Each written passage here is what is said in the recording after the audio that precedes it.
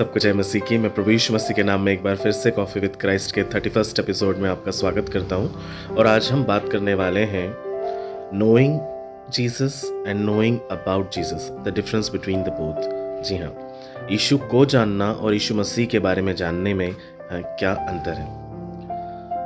कभी आपने सोचा है ऐसा कि यीशु मसीह के बारे में बाइबल में जो कुछ भी हम पढ़ते हैं, यदि हम उनके साथ इन पर्सन रहे होते तो क्या दोनों ही एक्सपीरियंसेस डिफरेंट नहीं होते? क्या ऐसा नहीं होता कि जब हम उनसे पर्सनली मिलते, पर्सनली मुलाकात करते तो शायद कोई एक अनुभव अलग होता बजाय उसके जो कुछ भी हम उनके बारे में पढ़ते हैं।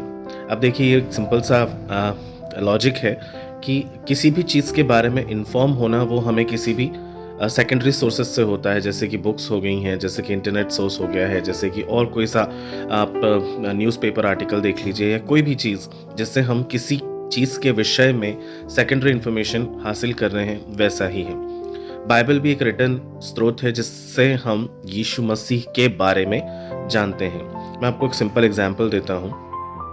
यीशु मसीह के बारे में जानने का मतलब ये है जैसे ठंडी रात में आग के पास बैठना और उसके तापमान को समझना, उसकी रासायनिक प्रक्रिया के बारे में जानना, है ना, उसकी परिभाषा को याद कर लेना। और ये सब कुछ आपके भीतर कभी नहीं जाएगा क्योंकि ये सिर्फ आपके दिमाग में है। आप बुद्धिमान हो सकते हैं, जानकारी को प्राप्त करके आप शास्त्र पढ़ सकते हैं, उसके द्वारा आप ज्ञान प्राप्त कर सकते हैं, सिद्धांतों में आप निपुण हो जाते हैं, लेकिन फिर भी आपकी आत्मा ठंडी रहती है, जीवन सूना रहता है और हृदय खाली रहता है, क्योंकि आपने सिर्फ यीशु मसीह के बारे में जाना है, आपने उस अग्नि के बारे में जाना है, आपने उस अग्नि को अभी तक महसूस नहीं किया है। यीशु को जानना ऐसा है जैसे उस अग्नि के अंदर प्रवेश करना, जैसे उसका जो तेजोमय ताप है वो आपके चेहरे पर लगना, जैसे आपकी जो ठंडी उंगलियां हैं उसके अंदर वो गर्माहट का महसूस होना और आपकी आत्मा का ये कह उठना कि ये जीवन है। तो ऐसा ही है यीशु मसीह के बारे में जानना। मैं आपको 3 लोग ऐसे बताता हूँ बाइबल से ही जो लोग यीशु मसीह के बारे में जानते थे और यीशु मसीह को पर्सनली जानते थे।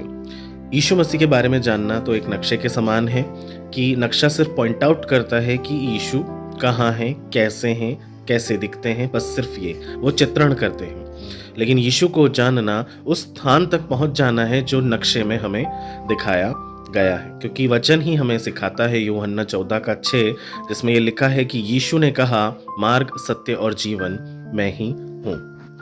3 जो लोग जिनकी मैं बात कर रहा था उसमें से पहले थे फरीसी। जी हाँ, अब आप देखिए कि फरीसियों को तो परमेश्वर ने वचन स्वयं दिया था, उनके पास था वचन, ठीक है, उनको हर भविष्यवाणी याद थी और उनको शास्त्रों का संपूर्ण ज्ञान था।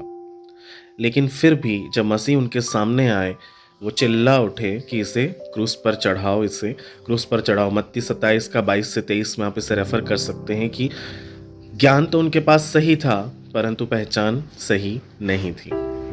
दूसरे जो कैरेक्टर हैं वो दुष्ट आत्मा से ग्रसित व्यक्ति जिसने दूर ही से यीशु मसीह को देखकर दौड़ा, प्रणाम किया और यीशु मसीह को उसने क्या कहा, हे परम प्रधान परमेश्वर के पुत्र, मुझे तुझसे क्या काम, मैं तुझे परमेश्वर की शपथ दिलाकर विनती करता हूं कि मुझे अकेला छोड़ दे, मुझे परेशान मत कर। ये आपको मिलेगा मरकुस उसके 7 में। मतलब आप 6 से ही अगर उसको पढ़ेंगे तो आपको वो पूरी कहानी समझ में आएगी, ठीक है। ये दुष्ट आत्मा से व्यक्ति, जो ग्रसित व्यक्ति था, ये यीशु मसीह के बारे में जानता होगा या नहीं जानता होगा, लेकिन ये तो स्पष्ट हो गया कि ये यीशु मसीह को सच में जानता था। मसीह के बारे में उसे पता हो या ना हो, लेकिन वो मसीह को देखते ही पहचान गया कि वो कौन है। उसके पास में जानकारी सही थी परंतु उसका संबंध प्रभु यीशु मसीह से नहीं था।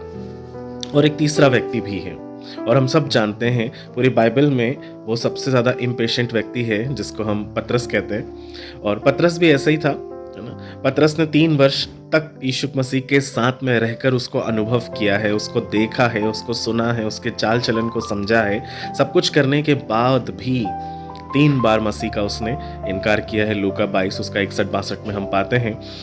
परंतु फिर भी यीशु मसीह उससे इतना प्रेम करते थे कि जब पुनरुत्थान के बाद वो जीवित हो उठे, उसके बाद जब वो शमौन के पास जाते हैं तो क्या उससे कहते हैं, जैसे उसने 3 बार इनकार किया वैसे ही उसने 3 बार परमेश्वर को अपने प्रेम का इकरार भी किया। परमेश्वर ने उससे कहलवाया कि हाँ, वो उससे प्रेम करते हैं। और वो जिस समय उसने पहचाना उस समय वो ये बात समझ गया कि ये सच में जीवित परमेश्वर है, ये महान परमेश्वर है, यही सृष्टि का पालनहारा है, यही है जिसके लिए मुझे अब अपना सर्वस्व त्याग कर अपने जीवन को इसके हाथों में दे देना है। और आप देखिए, परमेश्वर ने, जब पतरस ने उसे पहचान लिया, परमेश्वर ने उससे कलीसियाओं का मूल ठहराया।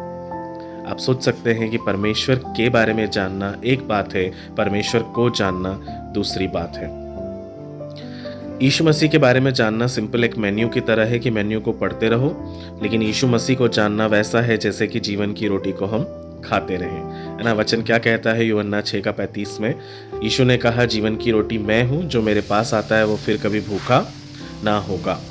ठीक है, अब मैं आपको ऐसे बहुत सारे लोगों के बारे में बता सकता हूँ। मरियम मगदलीनी के बारे में मैं आपको अगर बताऊं तो मरियम मगदलीनी यीशु मसीह के बारे में जानती थी, लेकिन उसमें से 7 दुष्ट आत्माएं निकाली गई थी। पर पुनरुत्थान के समय जब यीशु मसीह जीवित हो उठते हैं, वो एक ही शब्द उससे कहते हैं, मरियम। और वो मरियम जो है वो उसके अंदर जाकर, वो शब्द जो है उसके अंदर जाकर बैठ जाता है। ये वो क्षण रहता है जब वो यीशु मसीह को पहचान लेती है और सदा सदा के लिए उसका जीवन जो है पूरी तरह से बदल जाता है। पौलुस ने स्वयं क्या कहा था फिलिपियों 3:6 में कि व्यवस्था की धार्मिकता के विषय में प्रभु यीशु मसीह पूर्णतः निर्दोष थे।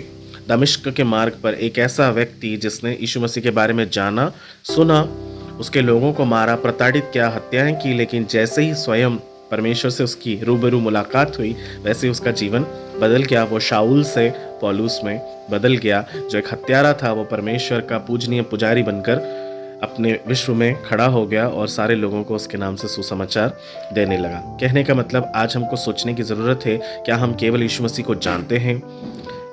क्या हम केवल उसके बारे में विश्वास के बारे में जानते हैं? क्या हमारा उससे कोई संबंध नहीं है? क्या हम सिर्फ उसको जानने से ही संतुष्ट हैं? क्या हम उसके सिद्धांतों को ही केवल जानते हैं, या हमारे हृदय में अब भी वो वास करता है? जल्दी से मैं आपको एक बात बताना चाहता हूँ, ज्ञान आपको सिर्फ जानकारी देता है, परंतु यीशु मसीह के साथ संबंध आपके जीवन को परिवर्तन करता है। दूसरा, यीशु मसीह के बारे में जानना तो बहुत आसान है, परंतु यीशु को जानना आत्मा की कीमत से होता है। तीसरा, धर्मशास्त्र यानी बाइबल तो हमें यीशु तक ले जाती है, लेकिन उसका प्रकाशन ही है जो हमें उसकी गोद में बैठाता है। और आखिरी बात, एक जो है वो आपको केवल सूचित करता है, और दूसरा वो केवल आप जीवन सदा के लिए आपका बदल देता है। मेरे प्रियो, do not be just informed, ask for an encounter that will change your life. Yes, परमेश्वर से एक एनकाउंटर को मांगिए, वो आपकी लाइफ को पूरी तरह से बदल देगा। मैंने बहुत छोटे और संक्षिप्त शब्दों में ये बताने की कोशिश की है। मैं विश्वास करता हूँ परमेश्वर आपको आशीष दे। आइए हम प्रार्थना करेंगे। प्यारे पिता, हम एक बार फिर आपके अति पवित्र चरणों में इस सुबह के समय में आते हैं और आपको धन्यवाद देते हैं कॉफी विद क्राइस्ट के इस एपिसोड के माध्यम से। पिता, तमाम व्यूअर्स को जो विश्व के किसी भी कोने से मुझे देखते और सुनते हैं, मैं चाहता हूँ प्रभु, आज आपका पर्सनल एनकाउंटर उनके साथ होने पाए होली स्पिरिट, और वो आपको फील करने पाए राजा, वो आपसे बातचीत करने पाए प्रभु जी, वचन के द्वारा, सपनों के द्वारा, दर्शनों के द्वारा, लोगों के द्वारा, प्रकृति के द्वारा परमेश्वर, चाहे जैसे भी किसी भी मीडियम से परमेश्वर आपसे उनका पर्सनल एनकाउंटर होने पाए, आपके विषय में जैसे वो जानते हैं वो उसे पर्सनली एक्सपीरियंस करने पाए, और प्रभु उनका जीवन पूरी तरह से बदल जाने पाए प्रभु यीशु मसीह के नाम में, आमीन। विश्वास करता हूँ मेरे प्रियो, परमेश्वर आपसे अद्भुत बातचीत करेंगे और आपके जीवन को बदलेंगे। मेरे साथ यूं ही बने रहिए। मैं निरंतर आपके लिए प्रार्थना करता हूं, आप भी मेरे लिए प्रार्थना करते रहिएगा, और हम हर दिन नई बातों को सीखेंगे। प्रभु इन वचनों के द्वारा आपको बहुत बहुत आशीष दे। जय मसीह की।